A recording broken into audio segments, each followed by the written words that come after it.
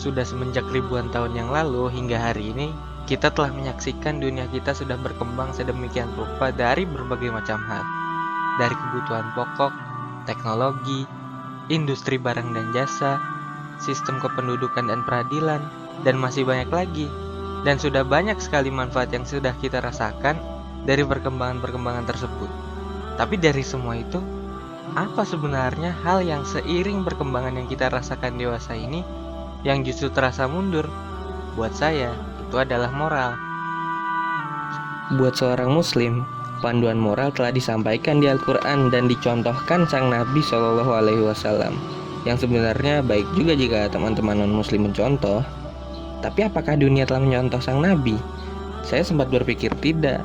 Tapi nyatanya sejarah menceritakan bahwa dunia pernah mencontohnya beberapa abad, lalu berangsur-angsur meninggalkannya, yang menjadi sebab kebangkrutan moral yang saya angkat temanya kali ini.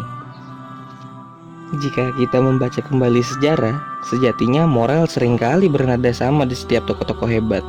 Ada yang kita baca kisah kesolehannya, ada yang terkenal dengan keadilan, ada yang suka berbuat baik pada tamu dan tetangga, ada yang selalu berkata jujur dan sopan, dan lain-lain yang sebenarnya adalah hal-hal dasar dalam panduan menjadi manusia. Begitu pula dengan tokoh-tokoh buruk, tinggal sebut saja kebalikannya. Saya sedang bicara tentang moralnya ya, bukan orangnya. Jadi jika kita bicara tentang peningkatan kualitas moral, semua orang rasanya sudah paham lebih baik dari saya. Yang jadi masalah kalau kita sedang bicara kuantitas orang yang melakukan hal-hal bermoral. Ada saja peningkatan pelaku tindak kriminal tiap harinya. Pembunuhan tanpa kehalalan darah, pemerkosaan, pencurian, ketidakadilan, dan lain-lain. Saya baru menyebutkan yang besar dan fatal, itu saja selalu ada peningkatan. Jika saya tambah yang tidak masuk tindak pidana, sudahlah, nanti saya jadi sedih, kurang nikmat untuk memulai hari. Tapi sisi baiknya, karena moral yang baik merupakan fitrah manusia, mayoritas kita tetap memilih untuk menjadi orang baik. Meskipun berkurang, tapi masih tetap menang jumlah.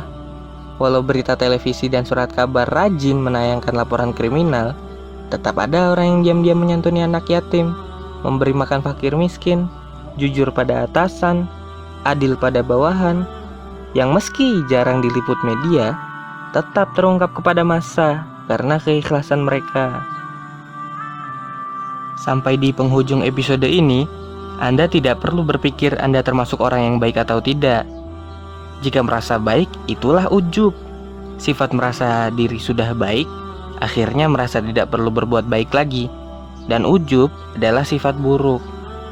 Jika Anda merasa kurang baik, saya takut Anda hanya akan menghakimi diri sendiri dan akhirnya berkubang dalam ketidakbaikan dan kesalahan. Dan hal itu hanya akan memperburuk keadaan. Yang perlu Anda lakukan adalah menjadi baik sekarang dan masa depan. Tenang saja, meninggalkan keburukan tidak merugikan kok. Yang penting, jangan sampai Anda termasuk orang tak bermoral. Toh, kekayaan dan keindahan yang paling mahal adalah hati yang penuh akhlak dan moral.